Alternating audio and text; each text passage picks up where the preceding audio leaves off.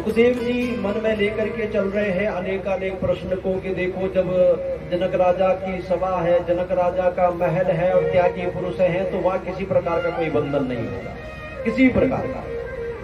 तो जब इस प्रकार की भावनाओं को लेकर के जा रहे हैं, तो जैसे ही द्वार पर पहुंचे, द्वारपालों ने तुरंत रोक दिया। द्वारपालों ने कहा, बोले कौन हो, कहां से आए हो और या अंदर क्यों जाना चाहते हो?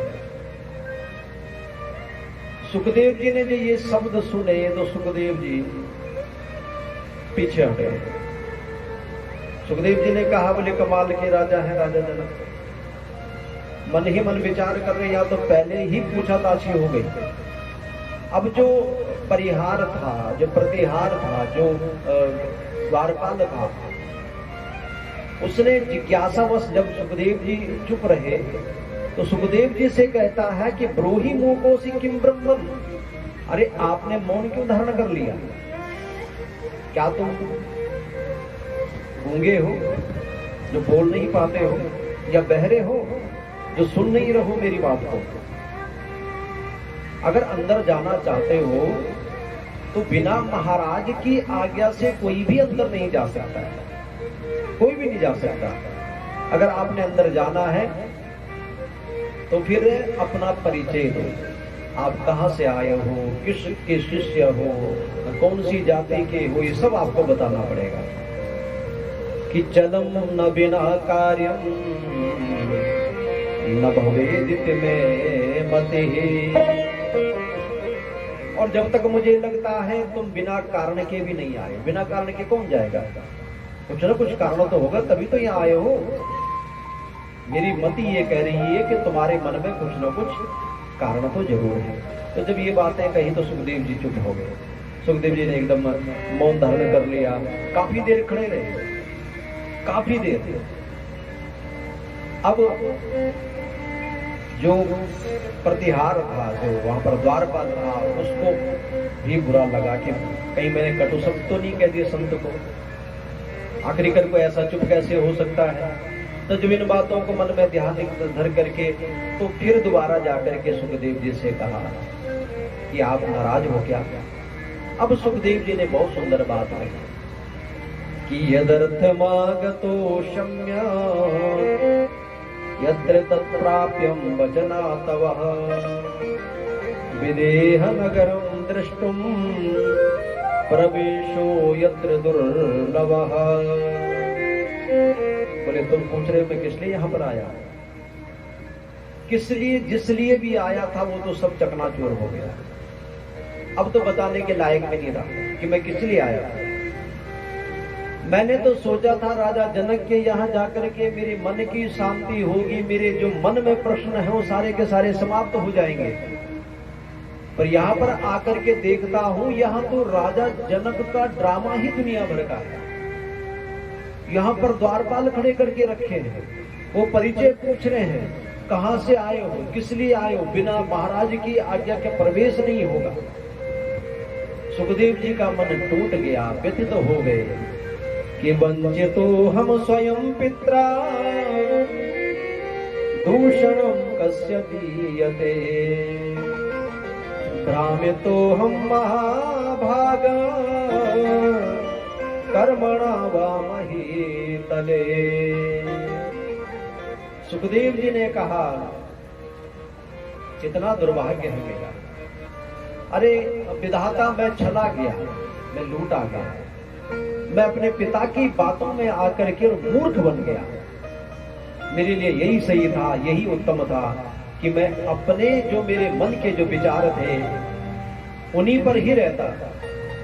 लेकिन मेरे पिता ने मुझे छल दिया, कपट कर दिया मेरे साथ। और देखो ना, इसका दोषी कोई और नहीं, मैं स्वयं हूं। क्योंकि बिना बुलाए मैं यहाँ आया हूं, मुझे किसी ने बुलाया नहीं और मैं स्वयं ही चला आया। अगर बिना बुलाए कोई अपमान कर भी दे तो उसमें कोई बड़ी बात नहीं है।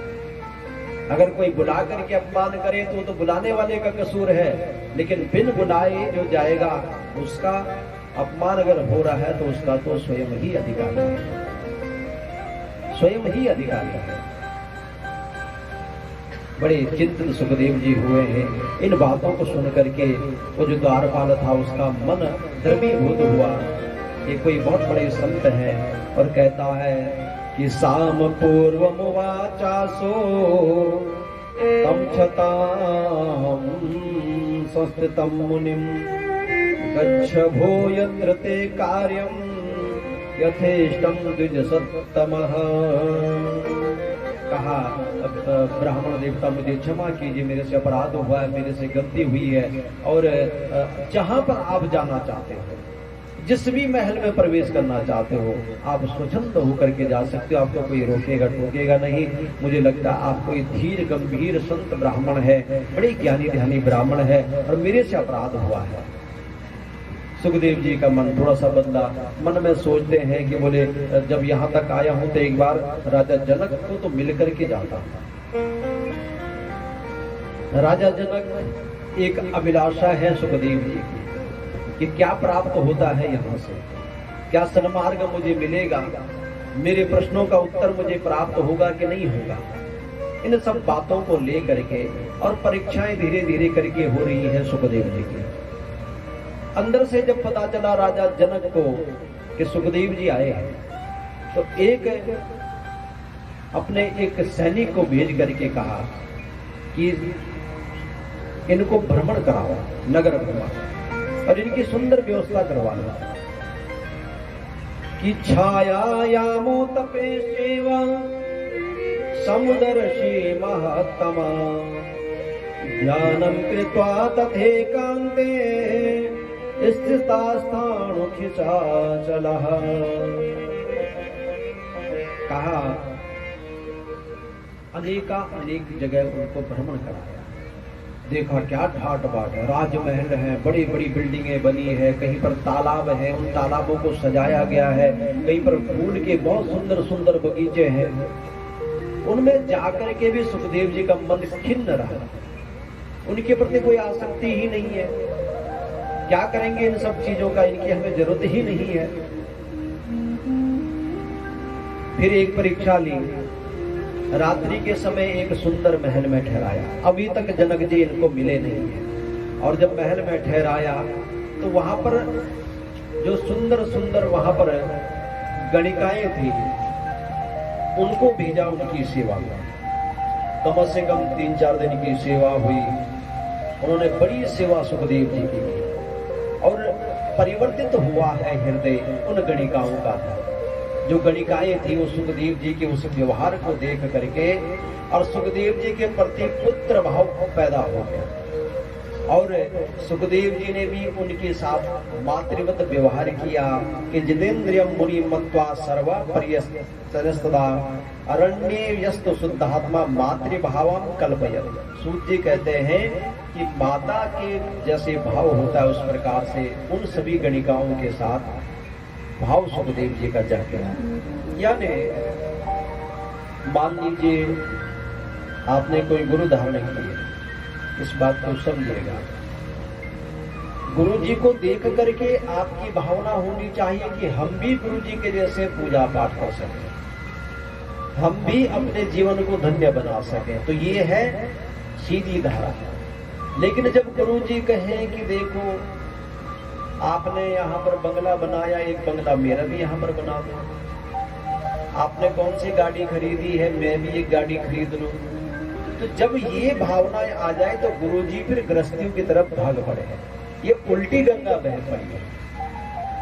जो होना क्या चाहिए, अजामिल की कथा अगर आपने सुनी है तो अजामिल एक बहुत बहुत वेदांती ब्राह्मण, बड़ा वेदांती ब्राह्मण, पूजा का पाठ में निरंतर रहता है, धर्म कर्म में रहता है।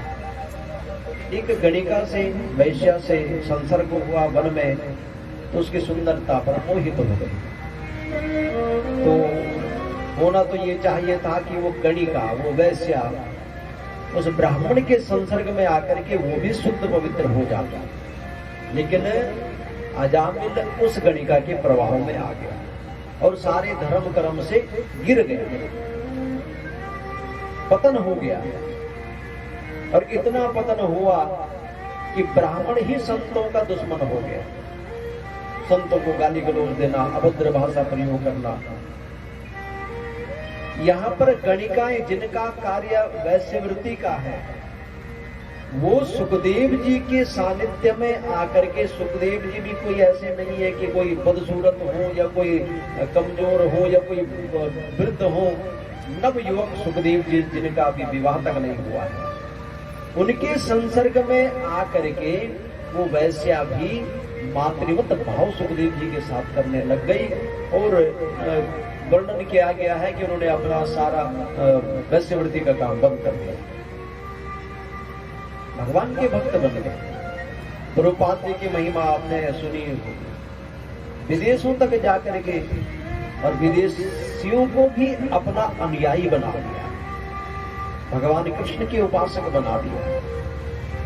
वहां पर जाकर के मौजें नहीं लूटी कि हम विदेश में गए और विदेश में जाकर के अपने ऐसो आराम अपना पैसा इकट्ठा करें। संतों के आने से हृदय परिवर्तित हो जाए तो जीवन धन्य हो जाता है।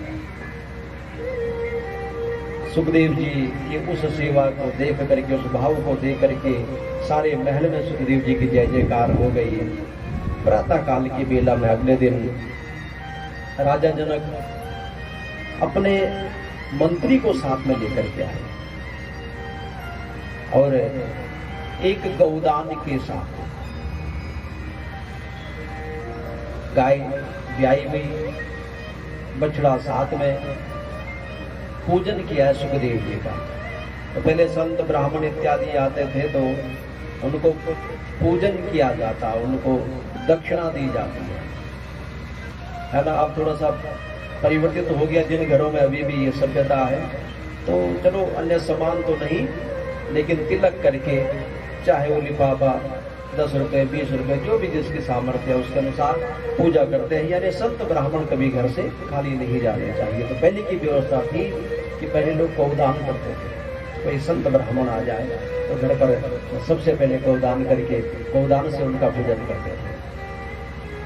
गौदान से पूजन किया, बहुत सुंदर है। अब वार्तालाप शुरू ही है, और वार्तालाप वो जिसके लिए सुखदेव जी इतने दिन से भागे जा रहे हैं।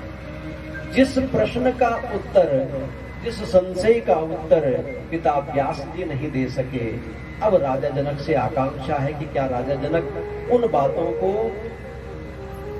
मुझे समझा सकेंगे। सुखदेव जी कहते हैं, हे राजन, तप तीर्थ व्रत यज्ञ स्वाध्याय ये सबके सब मोक्ष को प्राप्त करवाने वाले, जो शास्त्र कहते हैं कि तपस तीर्थ व्रते न्यास स्वाध्याया तीर्थ सेवनम ज्ञानम वा वद राजेन्द्र मोक्षम प्रतिचकारणम। हे राजेंद्र, आप मोक्ष का रास्ता बताएं जिसके लिए मैं आया हूं, कि किस प्रकार से मोक्ष प्राप्त होना चाहिए। मनुष्य जन्म है, बार बार मिलता नहीं है, एक बार परमात्मा ने कृपा की है और इस जन्म को मैं व्यर्थ नहीं जाने देना चाहता हूं। तो आप कृपा करके बताएं कि मोक्ष किस चीज से पूरा हो सकता है। तो राजा जनक ने कहा कि शृणु विप्रेण कर्तव्यम मोक्ष मार्गाश्रितेन यतः उपनीतो वसे दादो वेदाभ्यासाय वे गुरु।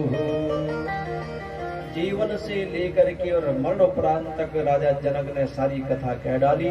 राजा जनक कहते हैं कि सबसे पहले जब बच्चा बड़ा होता है तो उसके संस्कार मात्र व्यवसायीकरण, धर्म की तो कोई बातें ही नहीं। तो कहा कि गुरु गृह जाकर के और फिर विद्याध्ययन करे और गुरु को दक्षिणा दे करके आए और फिर गृहस्थ जीवन में प्रवेश करे। तो फिर बात घूम करके वही आ गई। राजा जनक ने भी वही बिगुल बजा दिया जो पिताजी कह रहे हैं कि संतान हो तो वंश आगे चले, अपुत्र से गतिर नास्ति, जब तक संतान नहीं है तब तक गति नहीं होती है। तो बात तो वही की वही आ गई सारी की सारी।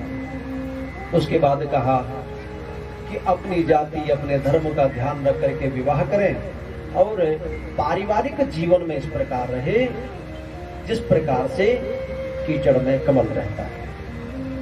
सब कुछ करते हुए भी किसी बंधन में ना पड़े। करने वाले हम तो कलाकार हैं, जो रोल देना है वो तो परमात्मा ने दे रखा है।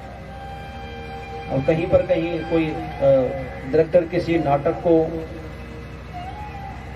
संचालित कर रहा है और किसी को कह दिया कि तुम तो इंस्पेक्टर हो, अब वो किसी थानेदार का रोल निभा रहा है और जैसे ही नाटक समाप्त हुआ वो सड़कों पे उतर आए कि मैं तो देखो थानेदार हूं।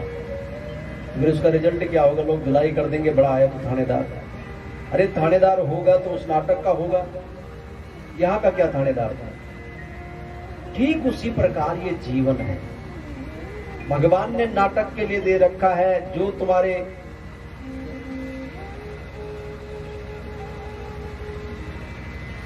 रोल दे रखा है करने के लिए उसको करो, लेकिन उसमें लिप्त मत हो। लिप्त होने की कोशिश करोगे तो अपना पतन कर डालोगे और कुछ नहीं, और इससे ज्यादा कुछ भी नहीं। इसलिए इस प्रकार से रहो जिस प्रकार से कीचड़ में कमल रहता है, उसमें खिल रहा है, लेकिन उस कीचड़ से उस कमल को कोई लेना देना नहीं। वो अपनी खुशबू, अपनी कीमत को कभी नहीं खत्म करता। कभी कमल के ऊपर कीचड़ नहीं लगा देखा होगा, जब वो खिलता है तो सारा उसके ऊपर से कोई कीचड़ नहीं, कोई पानी की बूंद नहीं, शुद्ध और पवित्र रहता है। उसी प्रकार कभी भी लिप्त नहीं होना चाहिए, क्योंकि जिंदगी एक किराए का घर है। इसमें अगर ठहरने की कोशिश करेंगे तो धक्के मार के इस प्रकार से कमल कीचड़ के अंदर खिलता है और बिना किसी दोष के रहता है। तत्पश्चात सुखदेव जी, जब घर परिवार बढ़ जाए, बच्चे अपने सेटल हो जाए, तो फिर कोशिश करिए कि अपने आप को और विरक्ति की तरफ लेके चले जाए। वो खूंटा गाड़ के मत बैठिए घर पर। शमशान घाट पर लकड़ियां बाट देख रही है, लेकिन आदत फिर भी नहीं सुधरती, फिर भी अपना ही शासन चलाना चाहते हैं। तो कभी कभी तो लकड़ियां भी हंस पड़ती है कि अब तो यहाँ की बारी है, छोड़ दो। जितना कचर पचर जिंदगी में करना था कर दिया, कहीं तो शांति लेकर के आओ। सनातन धर्म तो कहता है कि 50 के बाद तो वन को ही भागना चाहिए। 51, 52, 53, 54, 55, कहीं तो बोले वन में जा। वन का तात्पर्य ये भी नहीं कि जंगलों में चले जाओ, घर में रह करके ही वन की जिंदगी है। मत किसी के लफड़े में रहो, मत किसी के ज्यादा सारे डिसीजन खुद ही लेने के लिए। बच्चों की जिंदगी उनको जीने दो, कभी आपको पूछ रहे तो ठीक है, नहीं तो स्वतंत्र। तो यहाँ पर सुखदेव जी ने प्रश्न किया कि उत्पन्न हृदय वैराग्य ज्ञान विज्ञान संभवे अवश्यमेव वस्तव्या माश्रमेषु वनेषु वा। सुखदेव जी का प्रश्न देखिए, बहुत प्यारा प्रश्न है। सुखदेव जी का इतना सुंदर प्रश्न। सुखदेव जी ने कहा, अगर किसी को स्वाभाविक रूप से ज्ञान हो तो, उसको पहले ही वैराग्य पैदा हो गया हो तो, तब भी उसको क्या इस पारिवारिक जीवन के प्रपंच में पढ़ना चाहिए कि नहीं पढ़ना चाहिए? ज्ञानियों की बात होगी तो ज्ञान की ही बात निकलेगी।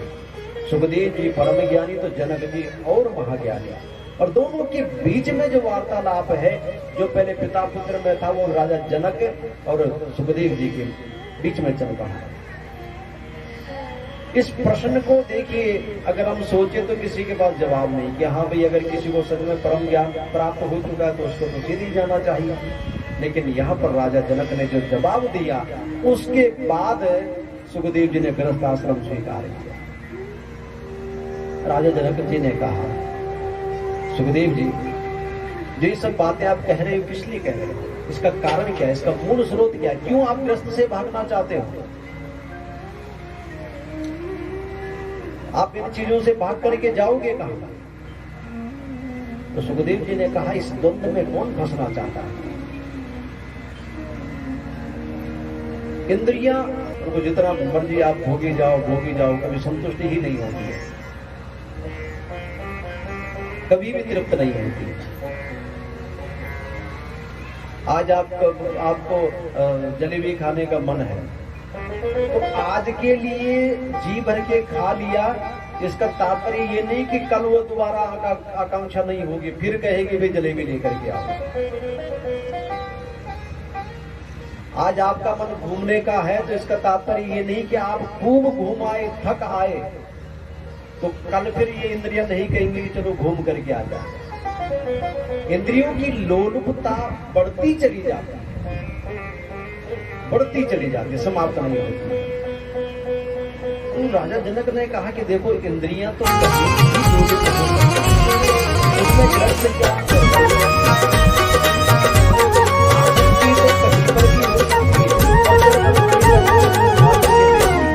अद्भुत देव श्रृंगार तेरा।